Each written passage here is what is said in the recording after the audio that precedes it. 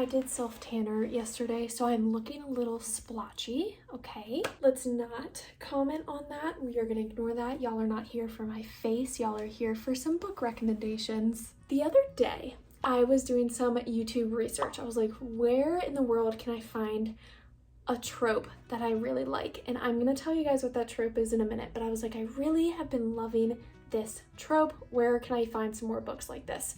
And I was scouring the internet, and all of the videos that I came upon were great, but none of them were like, here's a trope and here's a book that goes with that trope. Some like book talks will do that, like and which I really like. I appreciate those. Some of the YouTube videos that I've watched for book tropes is a lot of tier ranking book tropes without examples. Like I really want to know, like, take a book and give me all of the tropes that are in it. A trope is some sort of plot or character attribute that is frequently used in books. So before we get into my favorite tropes, I really quick want to talk about 3 tropes that I will not be talking about because I absolutely hate them. And that is bully romances, love triangles, and some enemies to lovers. So the first trope that I will be talking about is my favorite. That's why I'm talking about it first, and that is the found family trope.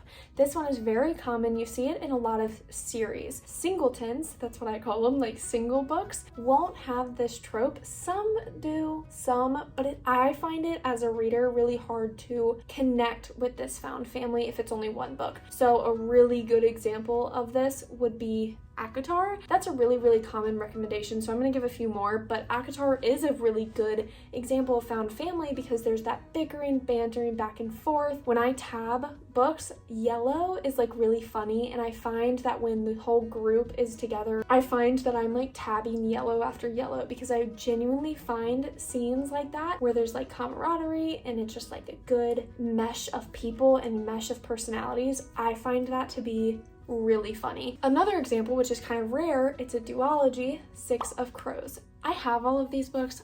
I am not taking them off my shelf. 6 of Crows is a great example of found family.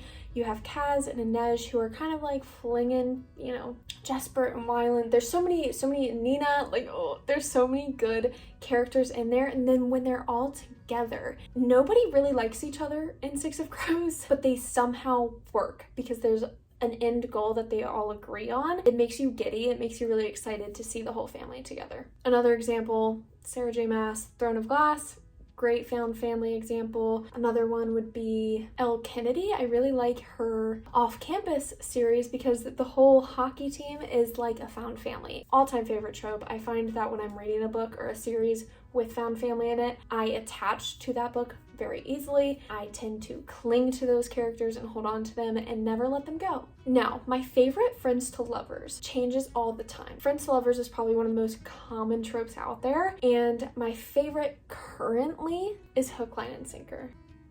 This book.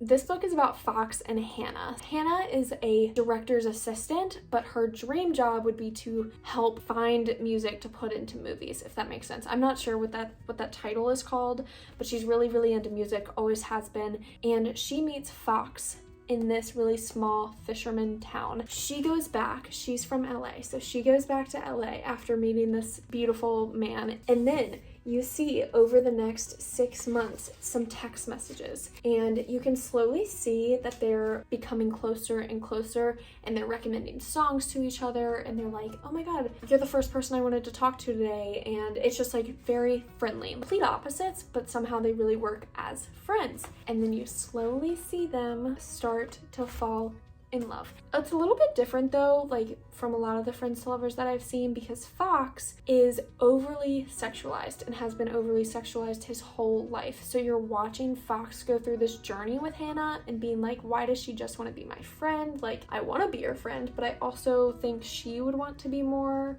So like, are we more or are we not? Like this constant back and forth in his own head. The emotional trauma that kind of was touched on in this book was great too. I would say there is a trigger warning for slut shaming, so just be careful about that. Now this one is probably, I say that all of them are my favorite because it's true, okay? This one's kind of confusing. It's friends to enemies / strangers to lovers. kinda. If they are like friends in the past and they run into each other again, like 10, 15 years later, like they go from friends to strangers and then meet again and they become lovers. Or they're friends, something bad happens or something happens and they become enemies, but then they like meet again somehow and they become lovers. If you're watching this video, you probably know what it is. It's Love in Other Words by Christina Lauren. I read this last month and I read it in one sitting. It was such a beautifully sad book. You're watching Macy and Elliot, who are obviously perfect for each other, like the most perfect couple you could ever imagine. They are in this book. They both love reading. Macy has a little library in her room, like in her big closet that she has, and she is neighbors with Elliot. And Elliot and Macy, as children, I think like 13 years old, they kind of like start hanging out. They become really close as friends. They grow up together, like reading in this room together and just like becoming, you know, obviously it looks like it's gonna lead somewhere else, but I forgot how old they were. Were they like at some teenage point, like 16, 17, 18? I can't quite remember. Elliot does something and Macy completely cuts him off.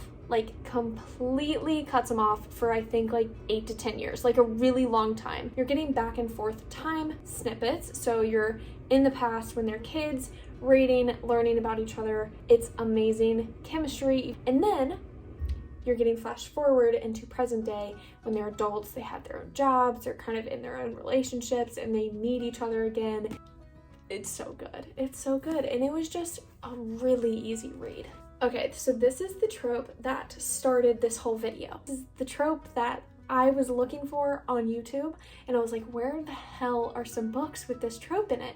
It's because I'm rereading From Blood and Ash, and I'm rereading it because the 4th book just came out, and I didn't remember jack shit. And I'm loving it even more now that I'm rereading it. There's one trope in the 1st book that might mean that I need to go to therapy for because of how much I love it.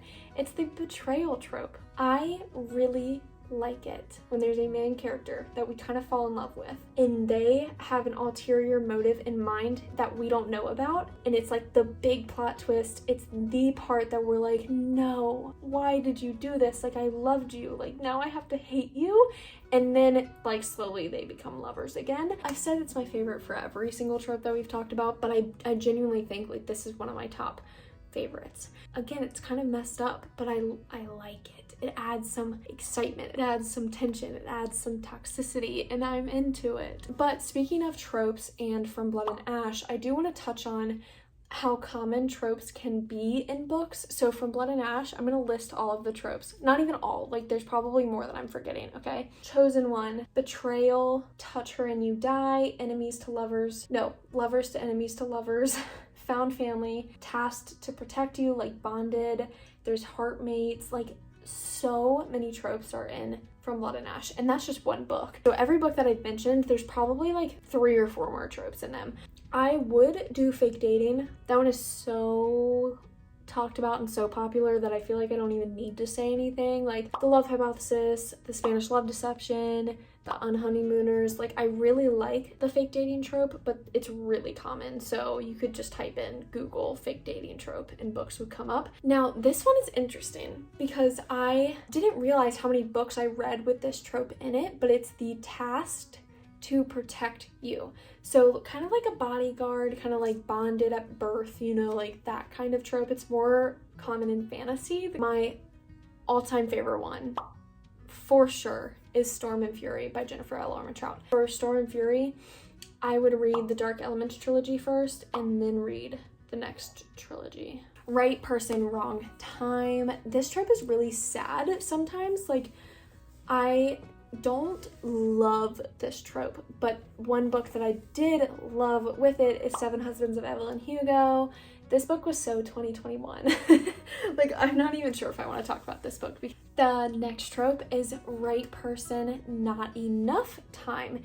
And this one also is very, very sad. And the most recent recommendation that I can think of would be Full Tilt by Emma Scott. This one I did read, I think back in February, is about Casey and Jonah. Jonah does not have much time left. He is struggling with an illness, and on the back summary it tells you what's going to happen, so you're already prepared, which going into Full Tilt, I wish I didn't know. Like, I wish it didn't say it on the back because it's kind of like a big spoiler on the back that literally says, Jonah Fletcher is running out of time. And he knows the situation is hopeless, and he's vowed to make the most of a handful of months he has left to him. It is right person, not enough time, because Casey and Jonah were adorable together. They were very, very good for each other. It's mates slash heartmates slash bonded slash soulmates kind of like thing. And the most common and the best one, in my opinion, that I can think of is ACOTAR, or From Blood and Ash, or the Soulmate Equation from Christina Lauren. This, another good one. I like how this video is going to be titled My Favorite Tropes, and every single trope I'm like, this one's my favorite. The overprotective, alpha-hole, possessive male. Now, you might say, some people are going to watch this video and be like, oh my god, she's one of those girls. I'm really into it. Come at me. It might be toxic. In a book, I'm okay with it. If it doesn't apply to my real life, I'm okay with it, because I can read it and be like, oh my god, this guy is very overprotective and kind of an alpha hole, and I dig it. And that's because it's a book. So get over it. I'm reading to escape. My husband is great. He's not an alpha hole, okay? But my favorite line, and everyone who likes this trope can agree, who did this to you? If a book has that quote, give it. Now, my favorite book with this in it, because it's just, is Air of Fire by Sarah J. Maas with Rowan.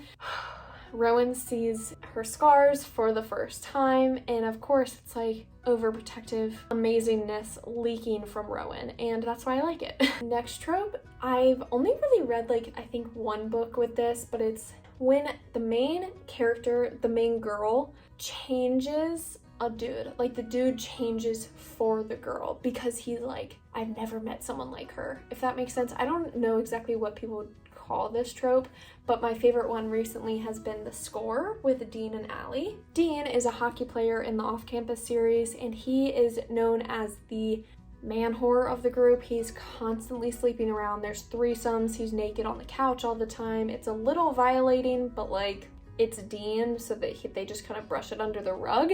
But he ends up meeting Allie, and Allie is a previous character in her other books' best friend. So this girl Allie kind of walks into his life, and he's like, who is this chick? You know, like, I want nothing to do with her. And they end up hooking up, and he's like, wait, why do I want to hook up with her again? And then it's like this constant cycle of him being like, why do I keep going back to her? Like, I really like her, and like, she's fun, not just in the sexual way, but like, her personality's great. He falls for her first, and I really liked it. I liked how Dean felt something in his heart, and he was like, this girl's different. I could change for her, and I really liked that. So this was a great book. This is my favorite out of the whole series. That is it for this video. Sorry if you've literally read all of these books. All of the books that I talked about are pretty popular, but they're some of my favorites. I feel like they are popular for a reason. So I hope that you liked some of the tropes that I talked about. And please down in the comments below, leave your recommendations and follow me on all of my social media. Also linked down below with my Amazon wish list, and discount codes are in my link tree. So please check them out. I will see you guys next week. Peace.